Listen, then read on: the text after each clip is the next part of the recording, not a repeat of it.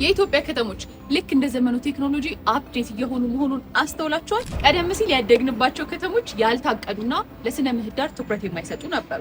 አሁን ግን በመደመር እሳቤ ከተሞች የሰው ልጅ ብልጽግና ማረጋገጫ እየሆኑ ነው። ምን አዲስ ነገር አለው ካላችሁን አገልግሎቶች ዲጂታል እየሆኑ ነው። ይህም ማለት ወረቀት መቀነስ፣ የትራፊክ ፍሰትን በቴክኖሎጂ መቆጣጠርና የካርበን ልቀትን መቀነስ ማለት ነው። የፍሳሽና የደረቅ ቆሻሻ አወጋገድም በዲጂታል ካርታ እየተመራ ነው። የውሃ ብክነትም በስማርት ሜትሮች ቁጥጥር እየተደረገበት ይገኛል። የአዲስ አበባና የሸገር ኮሪደር ልማት ተሞክሮ ደግሞ አሁን ላይ ወደ 75 ከተሞች ተስፋፍቷል። የእግር የብስክሌት መንገድና ፓርኮች የከተሞቻችን አዲስ መለያ ሆነዋል። አሁን ላይ ከተሞች የሀገር ውስጥ ምርት ወይም ደግሞ የጂዲፒ ከ80 በመቶ በላይ ምንጭ ናቸው። ይህ ለውጥ ለቀጣዩ ትውልድ ንጹህ አየርና ዘመናዊ አኗኗርን የማውረስ ትልቅ ትርጉም አለው። እናንተስ በምትኖሩበት ከተማ ምን አይነት ለውጥ እያያችሁ ነው? አስተያየታችሁን ኮሜንት ላይ አስቀምጡልን። ገጾቻችንን ደግሞ ፎሎ ማድረግ አትርሱ።